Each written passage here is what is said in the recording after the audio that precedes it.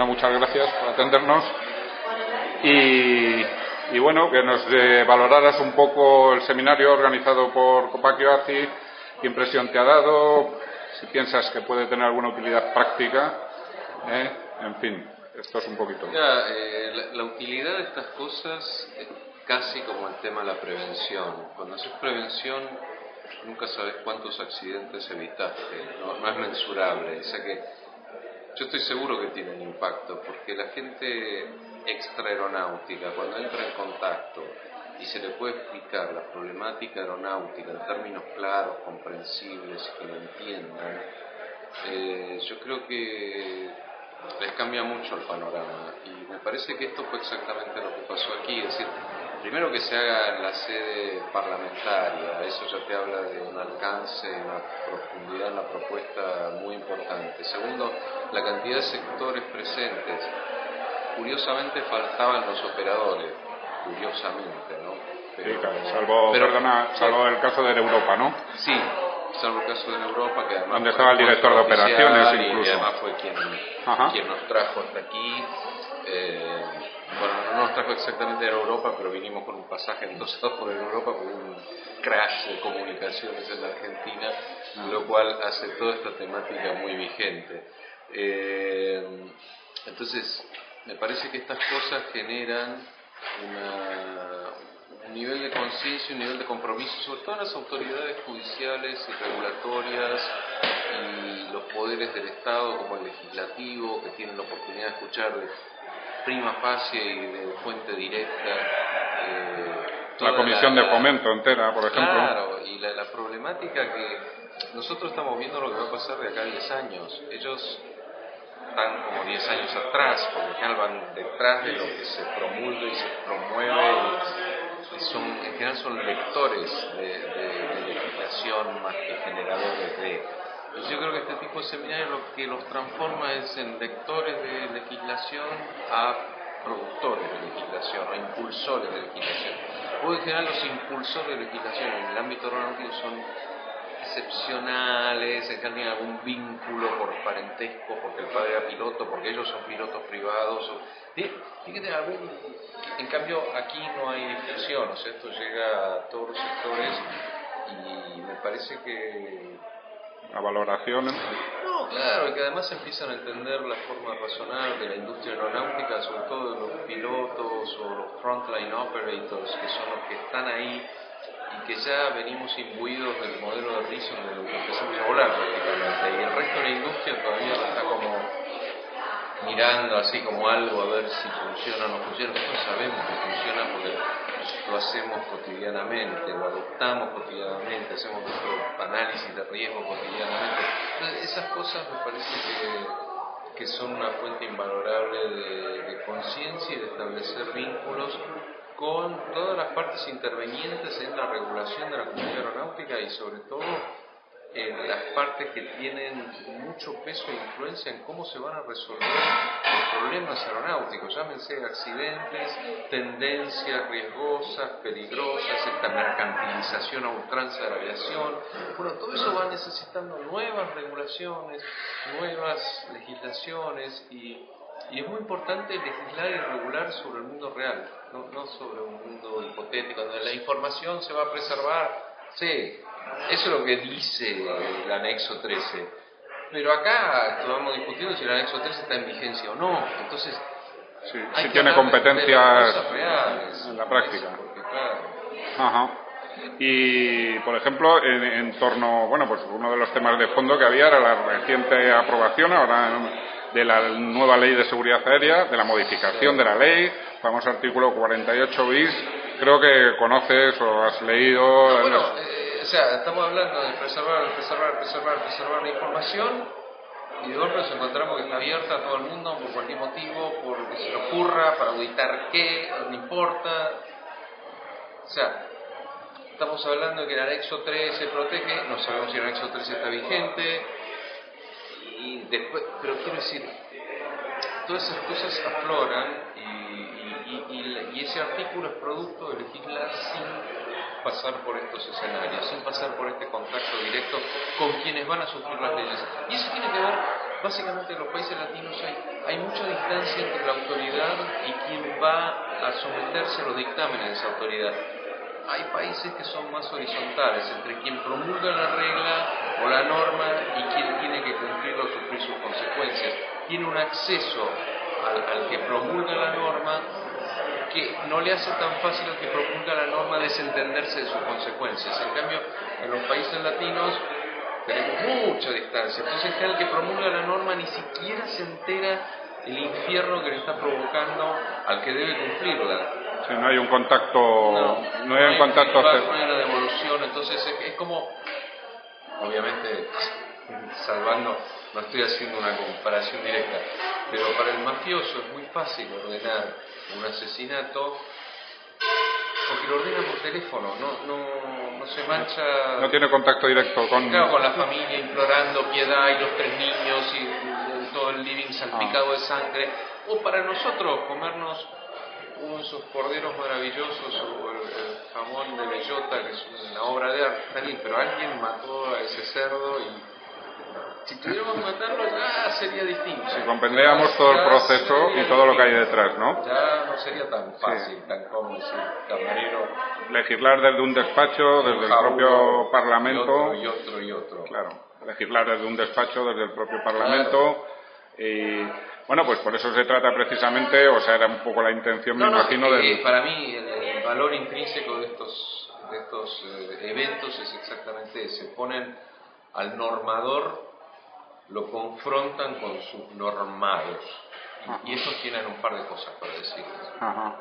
Y ha seguido, por cierto, tengo curiosidad, porque siempre hablamos de pilotos y de aviación comercial y tal, pero, vamos, siempre te entrevistan sobre esos temas, pero el tema del control aéreo aquí en España y toda la problemática que ha habido, me imagino el tema de la militarización, que es una cosa que me viene a la cabeza, militarización de control aéreo en España y en Argentina.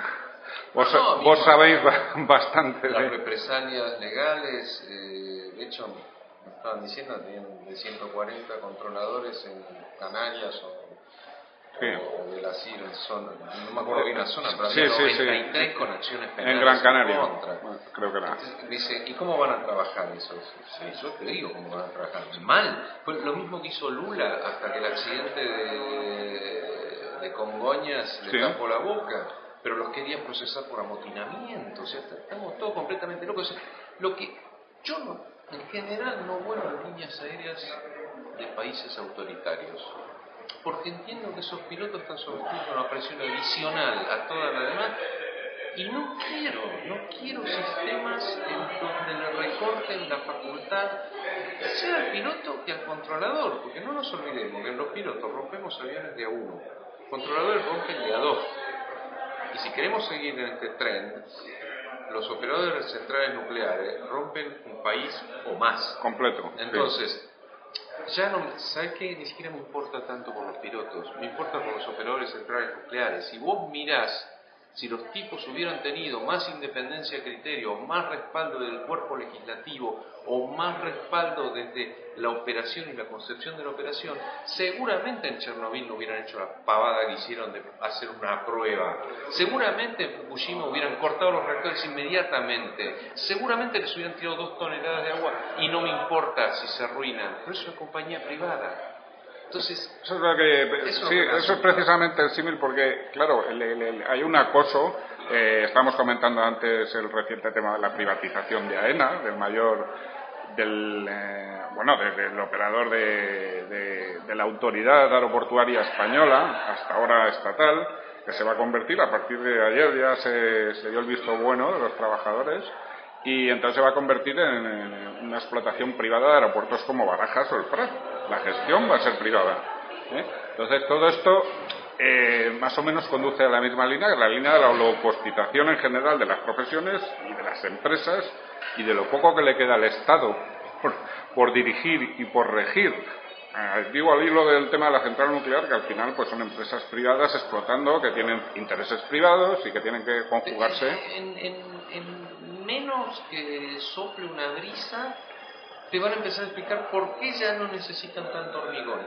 ¿Por qué podemos hacer hormigón más fino? Que creo que ese ha sido uno de los factores contribuyentes, ¿eh? ¿Entendés? O sea, te lo van a explicar. Y vos, autoridad, que no entendés nada y en general estás designado políticamente, y eso hasta se ve, en algunos casos se ve, y en algunos casos lo hemos visto en este mismo evento, o sea, la falta de solidez profesional de algunas ponencias. Entonces vos decís, hay funciones indelegables del Estado, hay funciones indelegables en el sentido que yo he llegado a ver un cartel aquí en España, la compañía, debido a la sequía de no sé qué, no se responsabiliza por el uso del agua potable.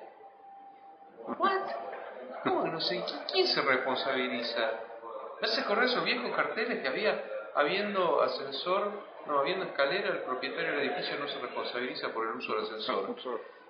O sea, habiendo barcos, American Airlines no se responsabiliza por el uso de sus aviones. ¿Qué me estás diciendo? O sea, entonces, la pérdida de la función regulatoria del Estado en la calidad del aire que respiramos, en la calidad de la contaminación que permitimos, en la calidad del transporte al cual nos subimos, bueno, y sí, no, empiezan a pasar cosas graves. Cuando todo está regido por el lucro, entonces tenés que, la decisión si se autoriza o no una tomografía computada en tal patología la toma un contador del HSBC en Londres por una prepaga argentina. Entonces vos pagás tu seguro de salud, te enfermas de no sé qué o te pasa no sé qué. No, ese estudio no está por... ¿Y quién lo decidió? ¿Un médico preocupado por tu salud? No, lo decidió un contador en una oficina en Londres. Y además sos argentino, un país periférico. O sea, bueno, eso era, por ejemplo, en el conflicto... Una vez, ahora, bueno, pues en el conflicto del control aéreo aquí, una de las cosas que se quejaban es que las decisiones operativas se estaban tomando en despachos sobre aperturas y cierres de determinados sectores, sobre configuraciones sur-norte de Barajas, contra el criterio de los profesionales que estaban en el campo de batalla. Claro. Es un poco... ¿Eso es lo que va a pasar? O sea, yo creo que vamos a tener que volver a algún tipo de regulación, porque esto de la desregulación ha sido nefasto. De hecho, a partir de la desregulación quebraron más de 1000 líneas aéreas. Los adláteres de la liberalización de los costos no están computando un montón de costos que estos miles de quiebras produjeron al Estado y a los contribuyentes, porque esas quiebras transfieren a fondos de pensión del Estado y un montón de cosas, un montón de costos que esa empresa privada ya no paga, y que además es una estrategia casi comercial, porque si vos te fijas, la low cost rara vez, excepción hecha de Southwest, EasyJet, alguna que otra, sobreviven a los 15 años. Entonces es una estrategia comercial. Acumulan cash, lo sacan de la masa a la quiebra, piden la quiebra o el Chapter 11 o la convocatoria de acreedores, y tienen una protección adicional que sus competidores bien administrados no tienen, porque entonces pedís el Chapter 11, entra un juez que difiere los pagos a tus acreedores, le baja los salarios a tus empleados y encima transfiere algunos costos laborales o de pensiones al Estado. Entonces vos tenés una línea bien administrada, te friegas, esos 3 beneficios no los tenés.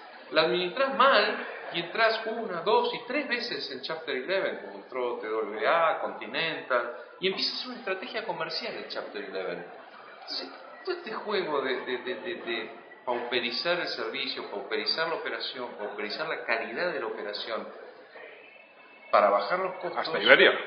Estamos asistiendo a la pauperización, como dices tú muy bien, claro. de Iberia. Además, se ha intentado locostizar dentro de Iberia, pero han hecho una jugada magistral en medio de la fusión con British y ahora están empezando a externalizar la producción a compañías de bajo coste que son la propia Iberia.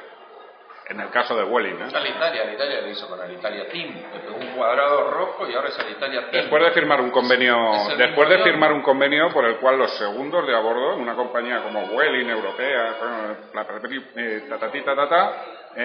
van a percibir unos 1.200 euros mensuales. Eso además lo vi en Santiago de Compostela, los pasajeros Ryanair bajándose, agarrando la varija, cruzando la plataforma.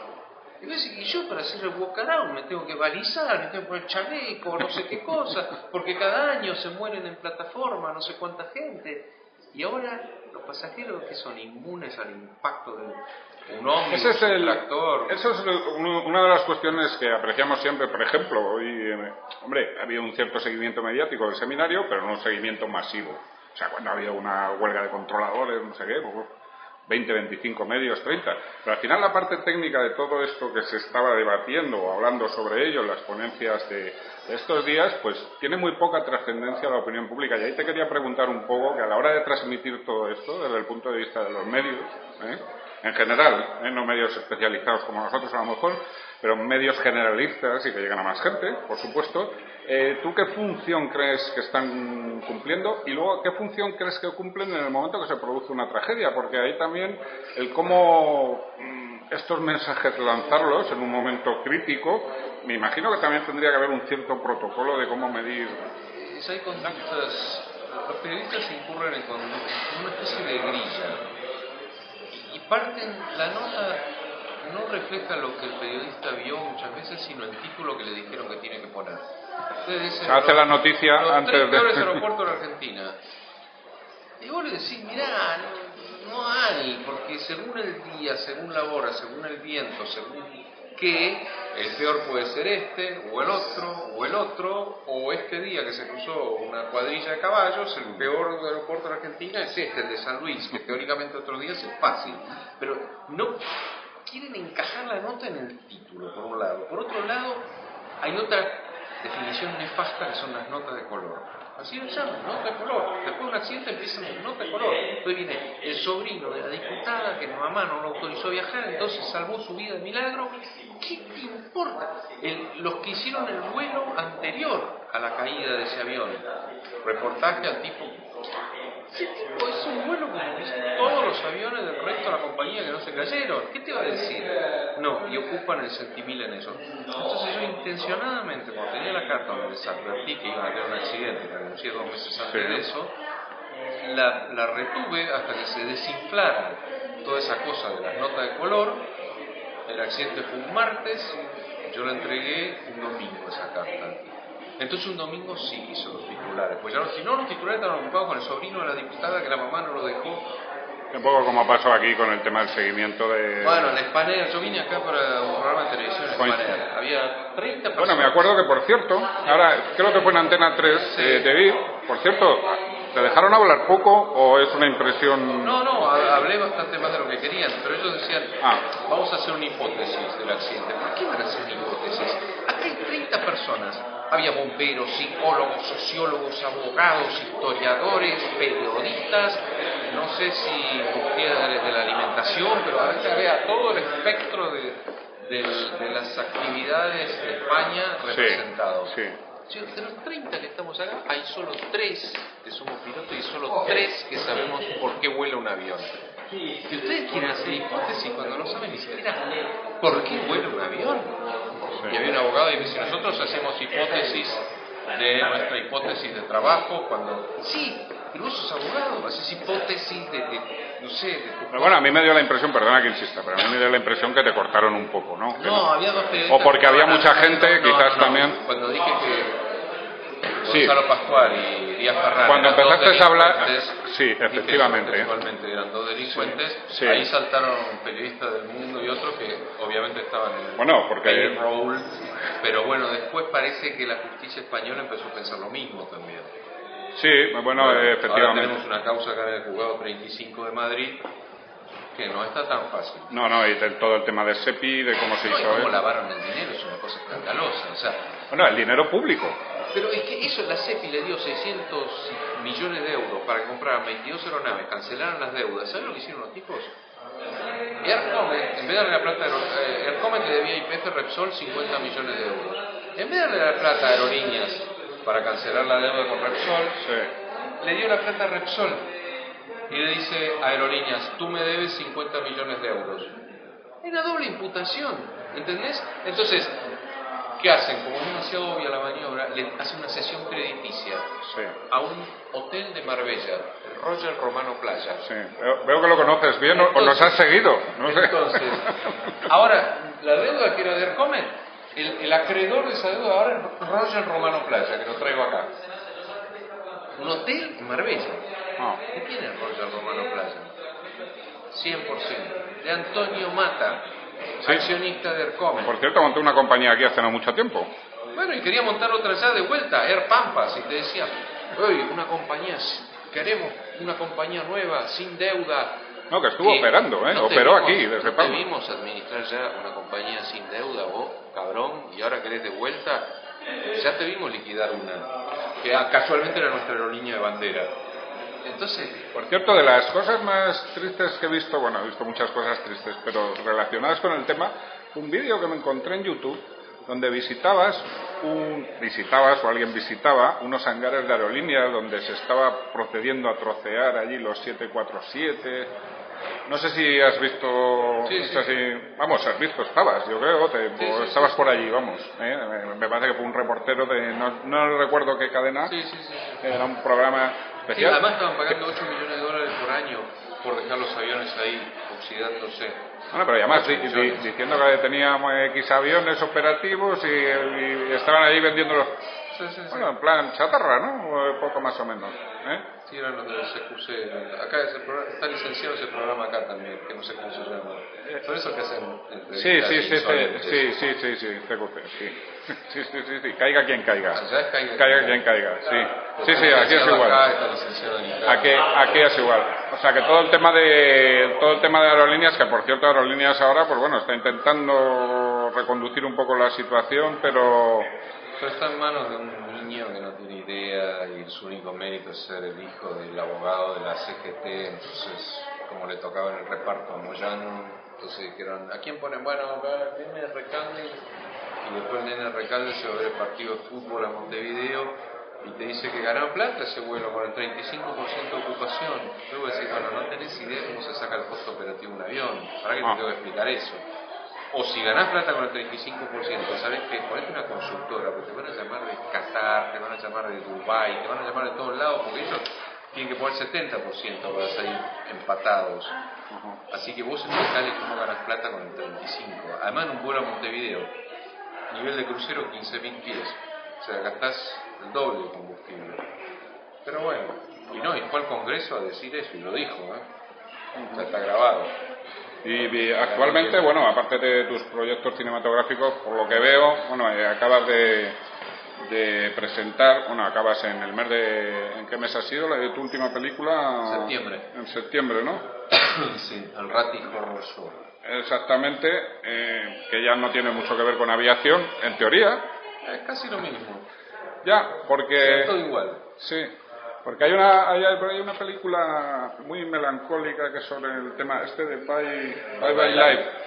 Sí, que me ha llamado mucho la atención, más que nada por el salto, pero claro, detrás de... No, pero Bye Bye Life retoma como fue algo distinto, ¿no? cosa de médico, digamos. Sí, algo distinto. Una enfermedad y... Sí, porque además eso, ¿cómo compatibilizas el punto de vista? Bueno, has intervenido incluso, pues te ha tocado intervenir o te han... en tema de algunas tragedias, de verdad, como médico, tal y cual. ¿Cómo ve un médico el mundo de la aviación? ¿O lo puedes disociar un poco? ¿Puedes ver las cosas de otra forma? No, en general... Hace poco sabes que aquí han hecho una conferencia para implementación en los sistemas de la aviación, en los protocolos médicos. Hay por aquí una persona que intervino... Sí, claro, bueno, es que si en quirófano se usara la metodología aeronáutica de redundancia, duplicación de equipo, lista de chequeo, los accidentes de quirófano bajarían a la mitad de un día para el otro. ¿Sabes cuánto?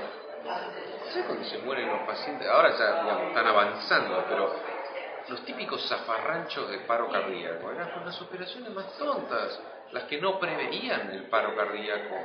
Y tenés que preverlo siempre, porque la anestesia, en el fondo, lo que estás haciendo es una depresión a niveles muy basales, en donde ya, viste, estás operando en los mínimos. Y los tipos ahí empezaban a enchufar el desfibrilador, y, uy, no, este enchufe no toma, o para no, esta ficha es americana, y tenés un adaptador. Un jack de esto. La jeringa de adrenalina, ¿por qué no está cargada? ¿Cuánto cuesta una ampollita de...?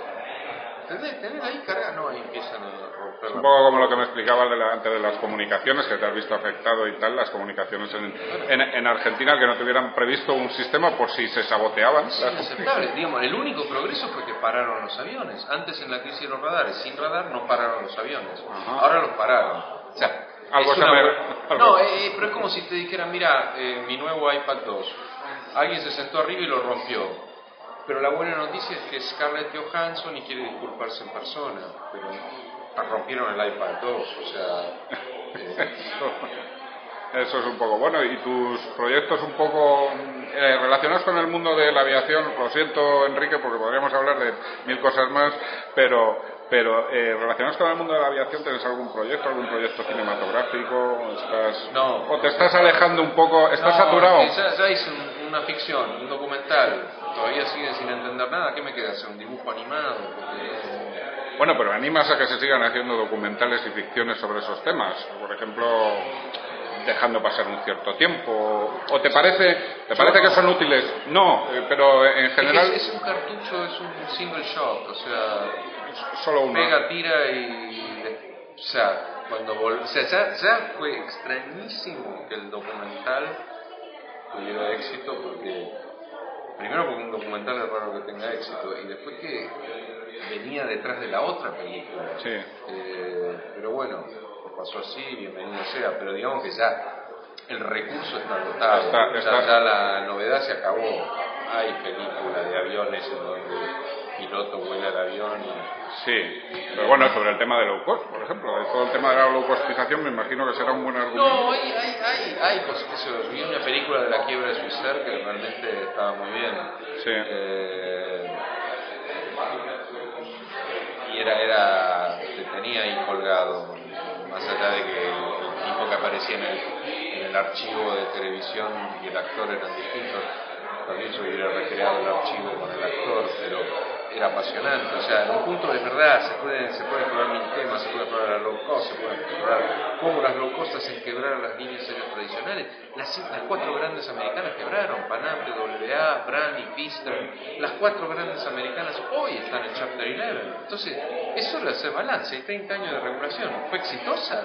¿Fue exitosa? Hoy se nos mueren pasajeros porque no tienen espacio y se genera una trombosis en las venas profundas de la pantorrilla que se suelta el trombo, se enclava en pulmón, cerebro, cualquier lado y te mata porque están sacándole el padding a los asientos para poder cumplir con la distancia mínima. Vinimos de Roma en Economy hasta Madrid.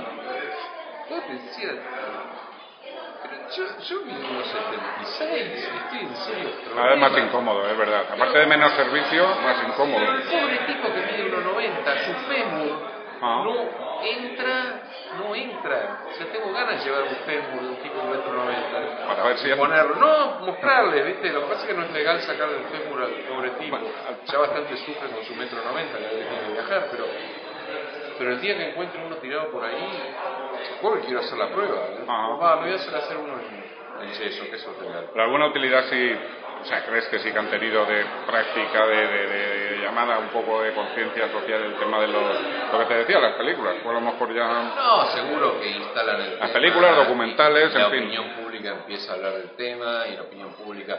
Porque además, quiero decir, la seguridad de vuelo no es una reivindicación gremial de los pilotos, es un bien social de la comunidad usuaria, y como tal tiene derecho a que se cumpla la obligación de respetar sus derechos, porque no es cosa de pilotos la seguridad de vuelo, una manía de estos puristas. No, vos vas a ir arriba de ese avión. Es un bien de dominio público, ¿no? Como... Claro, pero además el piloto es el portavoz del pasajero, porque es el tipo al cual no lo pueden engañar. Entonces uno tiene que pararse por sus pasajeros y decirle, no, este avión no está para volar, yo lo siento mucho, pero no, tengo una responsabilidad atrás. El día que me miré al espejo y me puse las 4 tiras, está bien, no haces el juramento hipocrático, que ahora se hace por la Convención de Ginebra, como cuando sos médico, pero en algún momento cuando te pones la 4ª tira, te lo haces frente al espejo, ¿viste?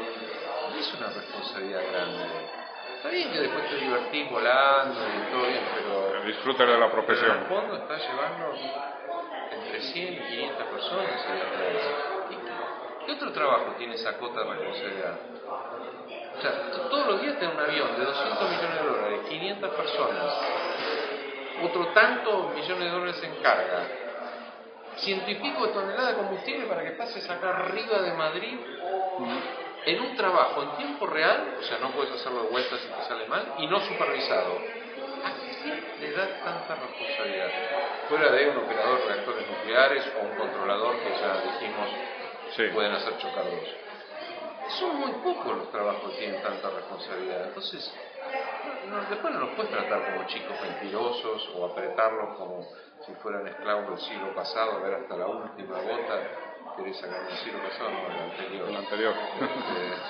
Estamos en el 21. Pero... Muy bien. Bueno, pues nada, Enrique, muchísimas gracias por haber estado con nosotros.